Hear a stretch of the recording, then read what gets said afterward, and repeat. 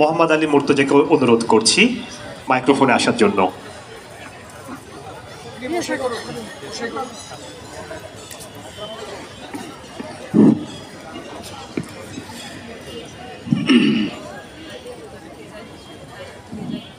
আসসালামু আলাইকুম ওয়া রাহমাতুল্লাহ। আসসালামু আলাইকুম ওয়া রাহমাতুল্লাহ। বিসমিল্লাহির রহমানির রহিম। تقدیر و تشکر میکنیم از عزیزانی که این برنامه رو برگزار کردند و این مراسم رو به مناسبت شعر ملی در این مکان دانشگاهی، مکان علم و دانش برگزار کردند. বিসমিল্লাহির রহমানির রহিম। আমি আন্তরিক কৃতজ্ঞতা জ্ঞাপন করছি যারা আজকের এই জাতীয় কবিতা উৎসবের আয়োজন করেছে এবং আমাকে এখানে অতিথি হিসেবে দাওয়াত করার জন্য আমি সকলকে আন্তরিক ধন্যবাদ জানাচ্ছি।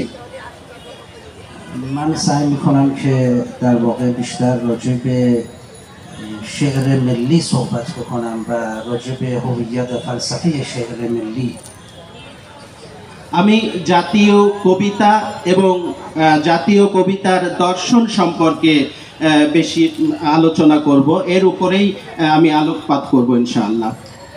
ما باید شعر ملی رو مغتنم بشماریم. আমাদেরকে অবশ্যই জাতীয় কবিতাকে গনিমত হিসেবে দেখতে হবে। شعر ملی یعنی چه؟ জাতীয় কবিতা বলতে আমরা কি বুঝি؟ یعنی شعری که در باب ملیت یک کشور و یک سرزمین بیان میشه. সেই কবিতাকে জাতীয় কবিতা বলা হয় যেটি একটি জাতি সম্পর্কে, জাতির সভ্যতা এবং ইতিহাস সম্পর্কে রচনা করা হয়। در واقع موضوع شعر ملی برمیگردد به یک امر ملی و یک امر وطنی و کشوری و تاریخی. মূলত জাতীয় কবিতা বলতে একটি দেশের জাতীয়তা, সার্বভৌমত্ব এবং সেই দেশের গর্ব এবং গৌরবকে নিয়ে আলোচনা করে। اما من میخوام فراتر از این بیان بکنم و یک معنای دیگری رو برای شعر ملی ارائه بکنم. আমি এর চেয়েও ঊর্ধ্বে গিয়ে এবং জাতীয় কবিতা যে এর চেয়েও উন্নত মানের এবং এর চেয়েও বেশি ভালো সেই দিকটা আমি তুলে ধরতে চাই। شعر ملی یعنی شعری که به زبان ملی گفته بشود. জাতীয় কবিতা মানে যে কবিতা জাতির ভাষায় বলা হয়। اعم از این که راجع به ملیت و امر ملی باشد یا نباشد. এখন সেটি জাতি সম্পর্কে হোক বা না হোক, জাতির ভাষায় বলাটাকে আমরা জাতীয় কবিতা বলি। همین که زبان یک کشور در قالب شعر منعکس می شود این هویت ملی پیدا می کند. যখন একটি রাষ্ট্রের ভাষা তার কবিতার মাধ্যমে প্রকাশ পায়, এইটাই হচ্ছে সেই জাতীয় কবিতার পরিচয়। زبان هویت یک ملت است. ভাষা হচ্ছে একটি জাতির পরিচয়। زبان فرهنگ نیست، فرهنگ ساز است. ভাষা সংস্কৃতি নয়, বরং সংস্কৃতিকে সৃষ্টি করে, তৈরি করে। پس وقتی شما به زبان کشورتون راجع به هر موضوعی شعر می‌سرایید در واقع ملیت کشور خود رو پشتیبانی می‌کنید و منعکس می‌کنید. সুতরাং আপনি যখন আপনার ভাষায়, জাতীয় ভাষায় যে কোনো বিষয়কে কবিতা আকারে উত্থাপন করবেন, অর্থাৎ আপনি জাতীয় কবিতা পাঠ করছেন। اما چرا ما ملیت رو از دریچه شعر منعکس می‌کنیم و اظهار می‌نماییم؟ কেন আমরা জাতীয়তাকে কবিতার ভাষায় প্রকাশ করি, কবিতার মাধ্যমে উপস্থাপন করি? چرا از قالب‌های دیگر استفاده نمی‌کنیم و یا آن قالب‌ها توانایی نبرد و توانایی هماوردی با شعر رو ندارند؟ কেন অন্য পন্থা ব্যবহার করি না, বা অন্য পন্থার সেই শক্তি নেই কেন যে শক্তি কবিতার রয়েছে? چرا از تمام نمادهای ملی، المانهای ملی شعر را انتخاب می‌کنیم؟ কেন আমরা জাতীয় প্রতীক হিসেবে আমরা কবিতাকে দেখি? چرا رمان این قدرت رو نداره؟ কেন উপন্যাসের সেই শক্তি নাই যে শক্তি কবিতার রয়েছে? چرا هنرهای تصویری و هنرهای نمایشی و صوتی این قدرت رو نداره؟ কেন যাত্রা, তারপরে আপনার বিভিন্ন মূর্তি, এগুলোর মাধ্যমে আমরা সেই জায়গাটা, সেই বিষয়টিকে উত্থাপন করতে পারি না। چرا هنرهای تجسمی این قدرت رو نداره؟ কেন যে শিল্পগুলো আমাদের মানে চিত্রায়িত করে, চিত্রায়িত শিল্পের মাধ্যমে কেন আমরা এটাকে উপস্থাপন করি না? چرا نثر این قدرت رو نداره؟ কেন গদ্যের মধ্যে সেই ক্ষমতাটা নাই? شعر چه استعداد و ظرفیتی داره که میتواند هویت ملی ما را به نحو احسن و به نحو بارز منعکس بکنه؟ সুতরাং কবিতার মধ্যে কি এমন শক্তি রয়েছে যেটা সবচেয়ে উত্তম ভাবে, সবচেয়ে বলিষ্ঠ ভাবে জাতীয়তাবাদকে উপস্থাপন করে? عزیزان، شعر در واقع گزیده جوهر تاریخ یک ملت هست. আমার প্রিয় ভাই ও বোনেরা, আসলেই কবিতা হচ্ছে একটি জাতির মানে মনের বাসনা, আকাঙ্ক্ষা, সেটার বহিঃপ্রকাশ। ملتی که شعر ندارد، تاریخ و هویت ندارد، یک پارچگی ندارد، همبستگی ندارد. যে জাতির মধ্যে কবিতা নেই, তাদের মধ্যে ঐক্য নেই, তাদের মধ্যে জাতীয়তাবোধ নেই, তাদের মধ্যে সংহতি এবং শৃঙ্খলা নেই।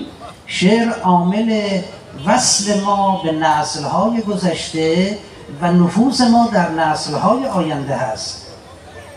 কবিতা আমাদেরকে অতীত, বর্তমান এবং ভবিষ্যৎ প্রজন্মের সাথে সংশ্লিষ্ট করে, একীভূত করে। شعر پاینده و جاوید است، مقطعی و زمانی و مکانی نیست.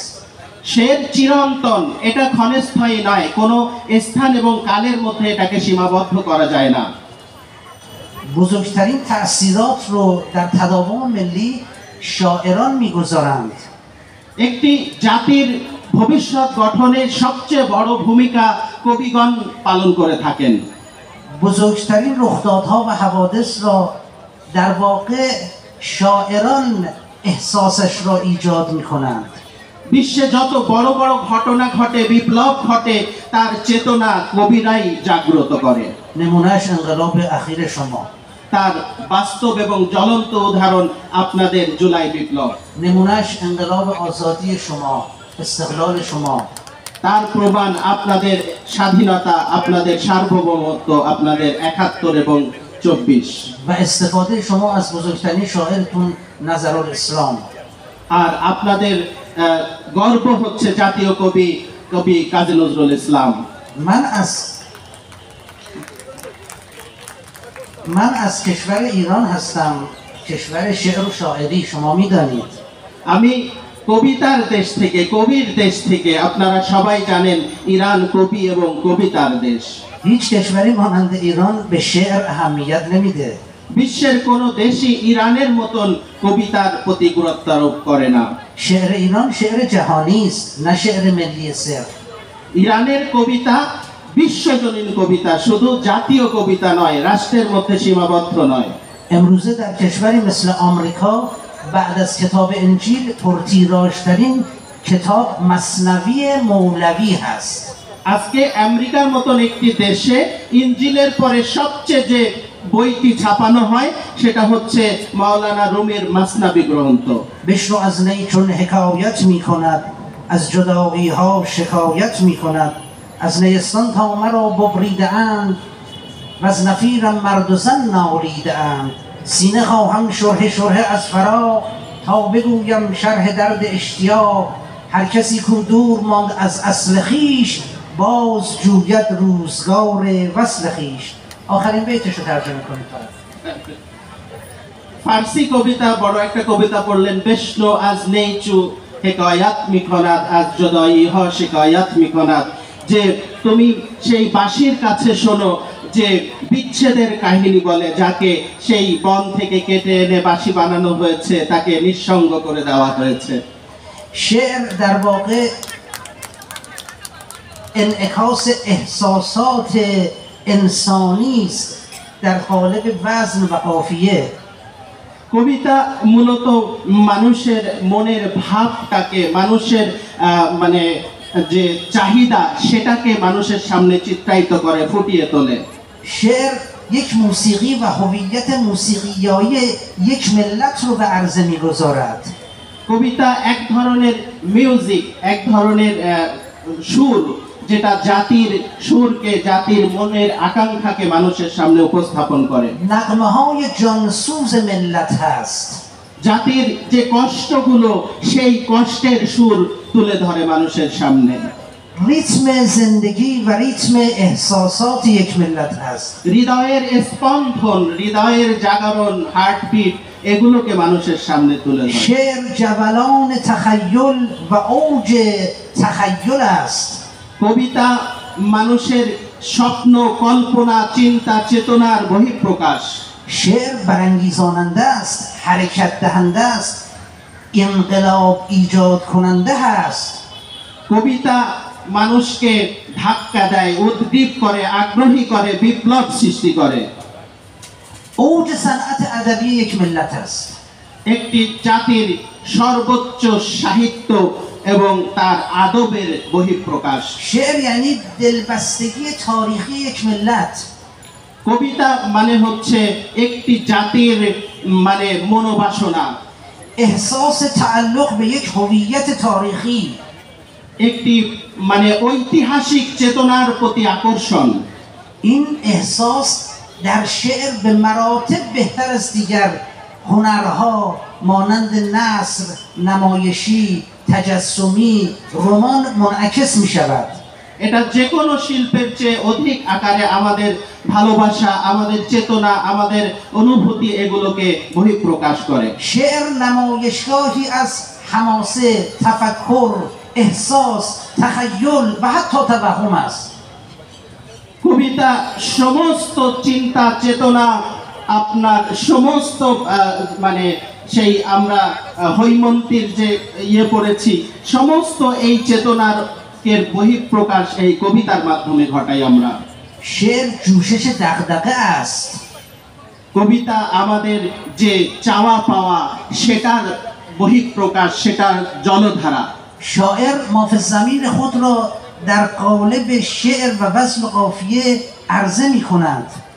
কবি তার চিন্তা, চেতনা, ভালোবাসা এবং তার অনুভূতিকে কবিতার মাধ্যমে প্রকাশ ঘটায়। شعر بروز دهنده همت و تلاش درونی است.